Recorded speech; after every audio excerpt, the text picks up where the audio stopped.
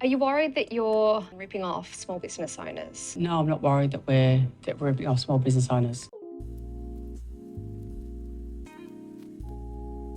Hello everyone, welcome back. Thank you so much for joining me. Listen, we have to talk about KBeauty again because they are just pushing it and pushing it and pushing it. So for those of you who don't know, I'm gonna do my makeup as we do this. I'll leave all the products linked down below. I did a whole video on this brand because they dupe products like crazy. Listen, there's e.l.f. duping, right? Where it's a similar product. Perhaps it works slightly differently. In some cases it works better. The packaging's different, but you get an idea of what the product is meant to be, you know, or what it's trying to emulate. With KBeauty, there is no denying that it's trying to be a particular product because the packaging is exactly the same. They're not even trying to hide it. They're not even like, we made this ourselves. They are like straight up copying. So we're going to talk about it today. One of the biggest questions is how do they get away with this? And there is an actual interview now with the founder of the brand, which I want to watch with you guys. But what pushed me over the edge was this, the Get the Glow Hydrate and Glow Ultra Juice Serum. This is clearly exactly like, I don't even need to say it, the Glow Recipe watermelon thing. There's truly no difference in the packaging at all. I mean, look at it. So I was like, no, you've taken it way too far now. That's like an exact copy. I'm just gonna go in with these all over face palettes from Free Concept Eye, Free CE. They have these beautiful, like glossy look, like finisher things. So I'm gonna do that on the lids. Now, I have to start off by saying, duping products isn't bad, right? We've been through this. It's not a bad option to have a similar product for people who perhaps can't afford or don't even want to spend that much money on makeup. Perhaps they want to spend money on other things like, I don't know, doing things with their life, you know what I mean? So it's not bad to have it, but I think there's, you know, has to be a point where the line is drawn. It kind of gets to a point where it's kind of shameless, you know? Like, it's like, yeah, we're just straight up copying. So I want to go through this news report from ABC News Australia, because MCO is an Australian brand, where they sit down with the founder and I believe a lawyer, and they're like, how and why are you doing this? Let's have a look. One has to be recently the MCO Flawless Glow with the Charlotte Tilbury Flawless Filter. They might look similar, but one is a copy and is half the price. So this is the Charlotte Tilbury, which is definitely high end, and this is MCO, which you can get at Chemist Warehouse. And what were people in the beauty community saying? And I was like, whoa, they've gone there. Can you guys see a difference? Because I don't think I can. I think now, especially with the cost of living crisis, they don't care if it's copying anyone, ripping anyone off. They just want the cheaper product that's going to do the job.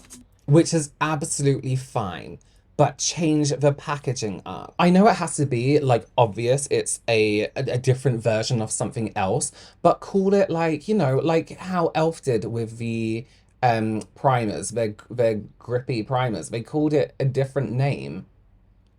Same color. Same color, but a different name that suggests, you know, the same product. Hollywood Filter. California Glow. And were people saying, how is this legal? Or 100%. Literally all my comments, because I did a video on this that went absolutely viral, every single comment was like, who's their lawyers? I'm a patent and trademark attorney and IP lawyer. This is really interesting because there's so many different rumors about how things can be, I was about to say gluten-free, copyright-free, right? Like, oh, only a few things have to be changed. One or two things have to be changed. These products are so close to the originals. It's going to be super interesting to see actually how they get away with it. Not that I think they should be getting away with it, to be honest with you. I think it's cheeky. do you want me to show you the packaging again? Sure.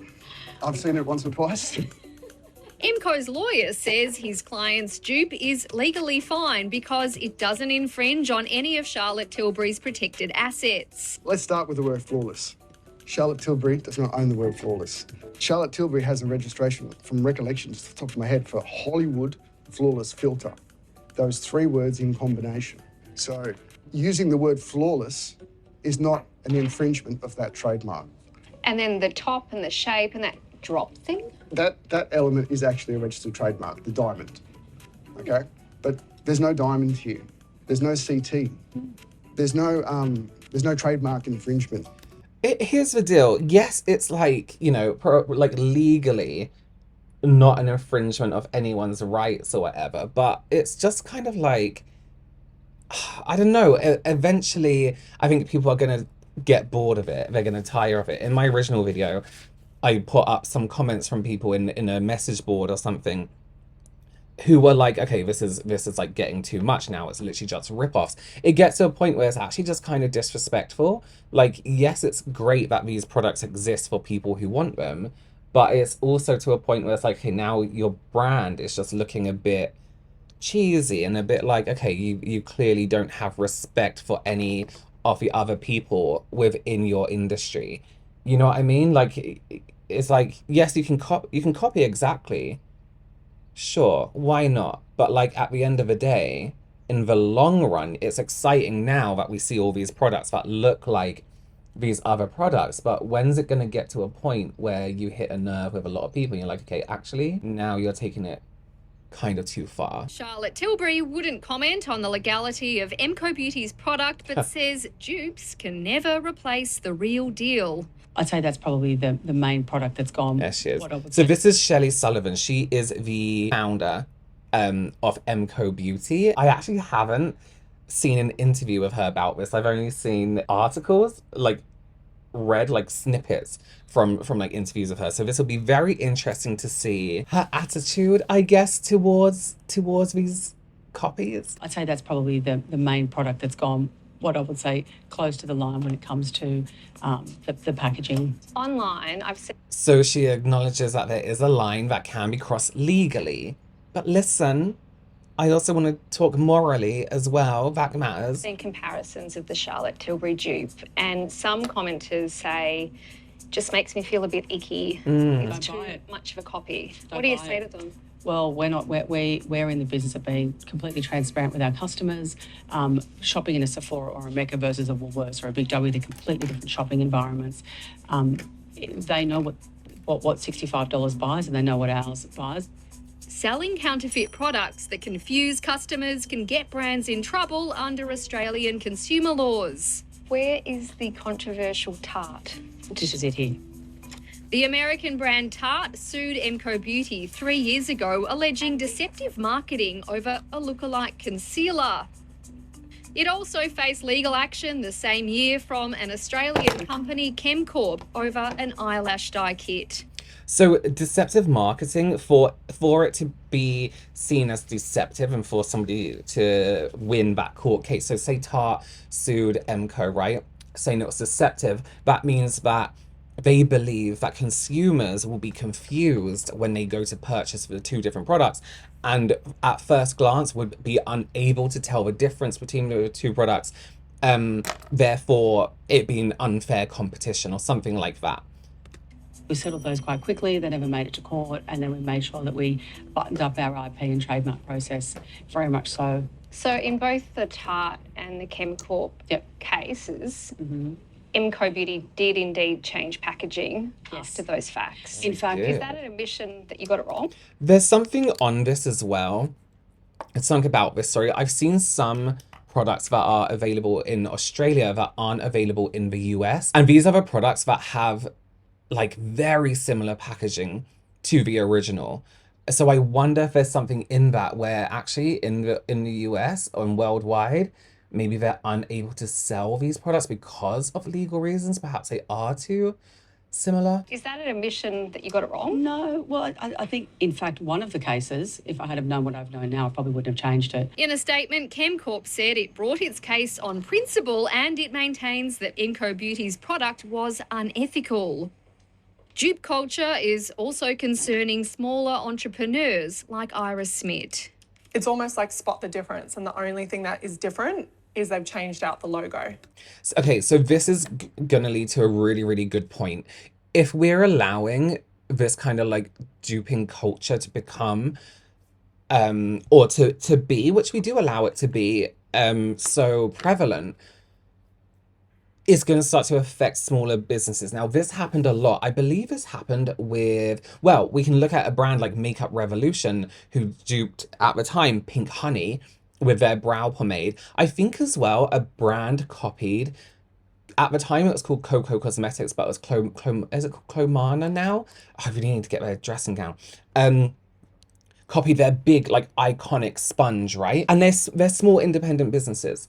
So it gets to a point where, yes, a product goes viral and it does really well, and then every single brand starts to copy. This is something brands do now anyway. They have to release their own version off something else. You know what I mean? If something goes wildly viral, you bet that every single brand is going to come out with a version of it. So if a smaller brand is coming up with a design or a product that's very original, like for example the pink honey brow, you know, the jars that had a very original design, very unique, and then a bigger brand who probably has, well, Makeup Revolution didn't have millions, but, you know, a lot more money than a smaller indie brand has to do the advertising, to have it sold on other places, you know, like Beauty Bay, Sephora, perhaps they sell in Target. That copy of that product is going to have more of a reach than the original. So it's not just big brands that are getting affected by this. It is the smaller independent brands too, as I think we are going to hear.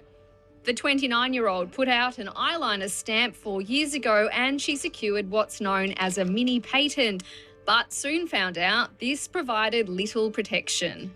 Patents only protect you to a certain degree in the sense that people can also very easily tweak designs. Iris is worried about legal action and she doesn't want to name and shame other companies that she thinks have copied her products. Benefit.